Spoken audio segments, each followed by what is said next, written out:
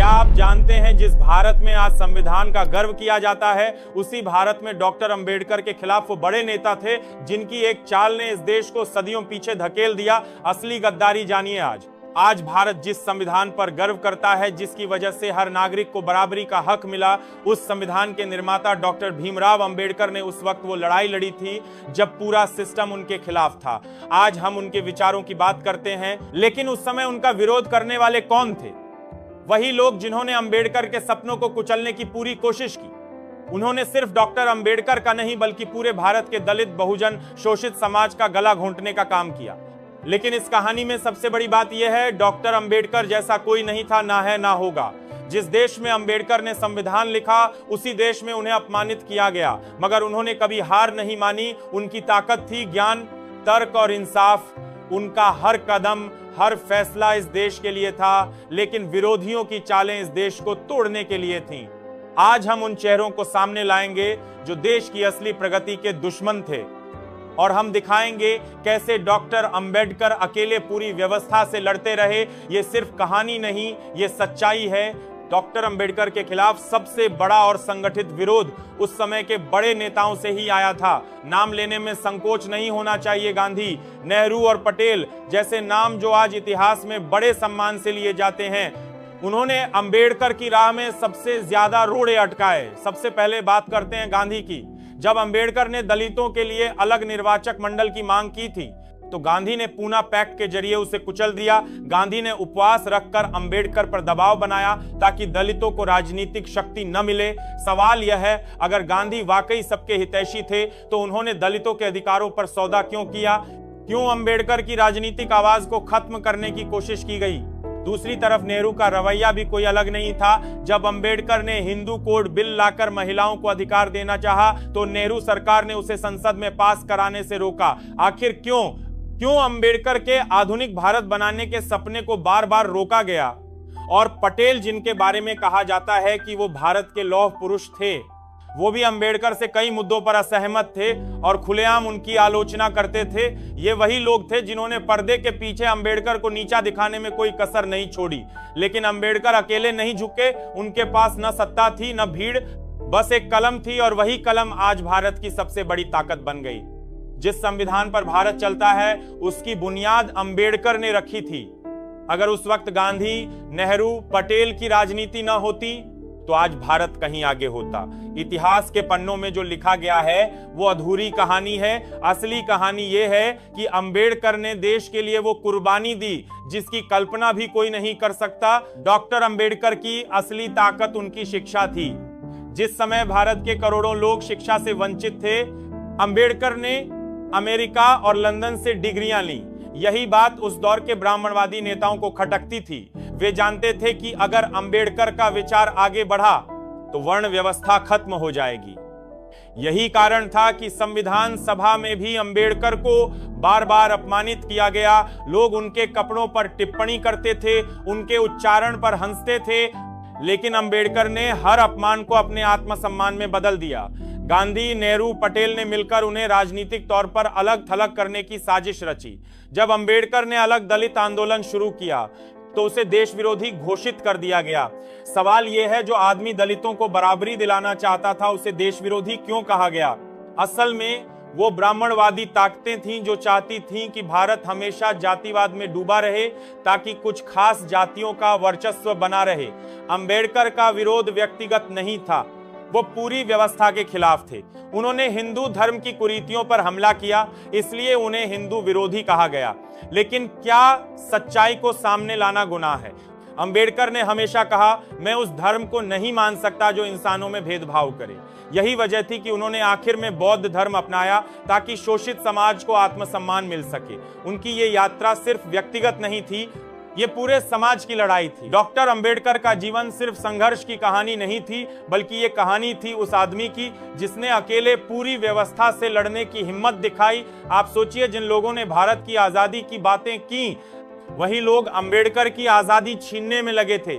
आजादी का मतलब सिर्फ अंग्रेजों से आजादी नहीं था, बल्कि उस जातिगत शोषण से भी आजादी थी जो भारत को अंदर से खा रही थी। लेकिन जब अंबेडकर ने दलितों के लिए बराबरी की मांग रखी, तो नेहरू और गांधी जैसे बड़े नेता सामने आकर उन्हें रोका। क्या ये वही भारत था जिसके लिए करोड़ों लोगों ने कुर्बानी दी थी?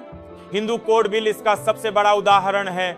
डॉक्टर अंबेडकर ने जब महिलाओं को समान अधिकार देने की बात की तो संसद में हंगामा हुआ। वही नेता जो आज समाज सुधारक कहे जाते हैं, उन्होंने महिलाओं के अधिकारों का विरोध किया। अंबेडकर ने बार बार कहा, अगर भारत को आगे बढ़ाना है तो जातिवाद और लैंगिक भेदभाव खत्म करना होगा। लेकिन सत्ता के लालची नेताओं ने सिर्फ अपनी कुर्सी बचाने के लिए इस बिल को पास नहीं होने दिया। आखिरकार थक हार कर अंबेडकर को कानून मंत्री के पद से इस्तीफा देना पड़ा। सोचिए, जिसने संविधान दिया उसे ही अपनी कुर्सी छोड़नी पड़ी।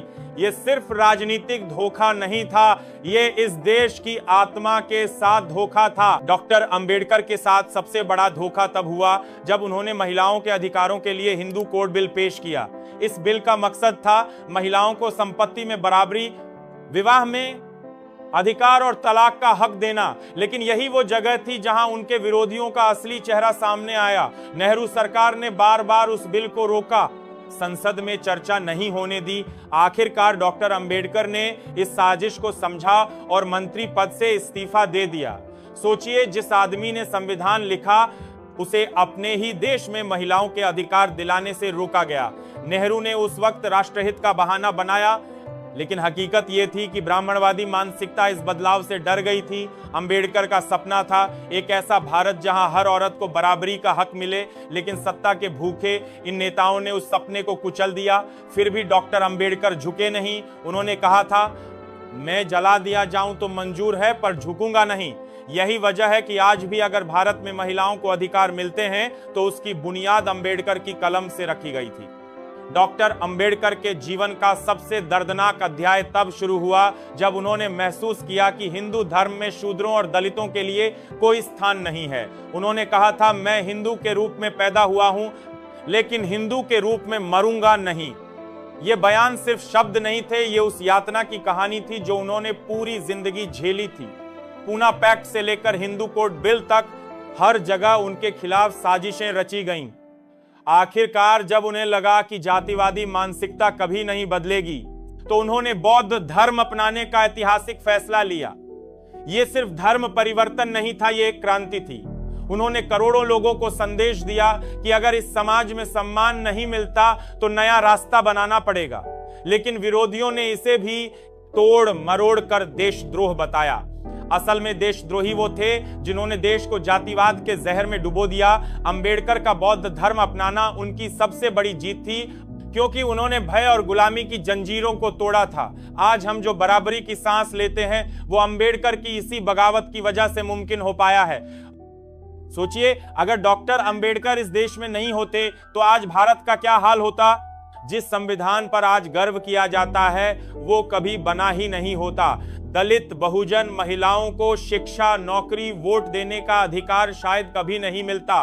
भारत आज भी वर्ण व्यवस्था के उसी अंधेरे में जकड़ा होता जहां कुछ ऊंची जातियों का राज चलता और बाकी करोड़ों लोग सिर्फ गुलाम बने रहते।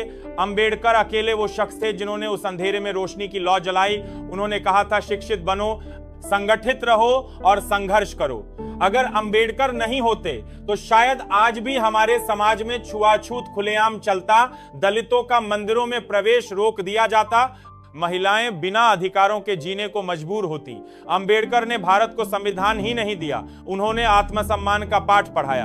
उनके विरोधियों ने भारत को जातिवाद में डुबोने की पूरी कोशिश की, लेकिन अंबेडकर ने इस देश को संविधान, शिक्षा और बराबरी का रास्ता दिखाया। असली भारत, असली आजादी तभी आई जब अंबेडकर ने कलम उठाई, और यह सच कभी कोई मिटा नहीं सकता। डॉक्टर अंबेडकर के विरोध में खड़े हुए नेता सिर्फ विरोधी नहीं थे, बल्कि उस ब्राह्मणवादी सोच के प्रतिनिधि थे जो सदियों से दलितों और शोषितों को दबाकर रखना चाहती थी।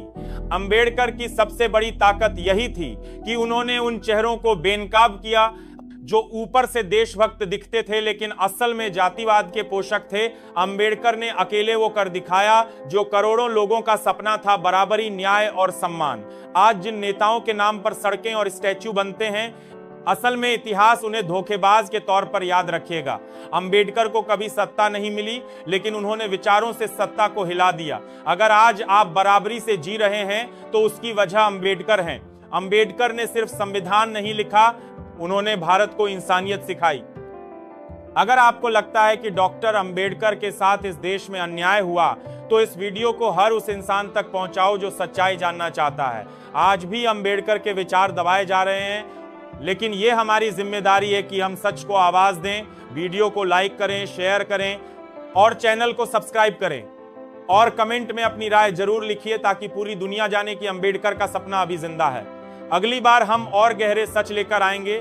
भीम का मिशन खत्म नहीं हुआ है, अभी तो शुरुआत है। मिलते हैं अगले वीडियो में, तब तक के लिए जय भीम, जय भारत।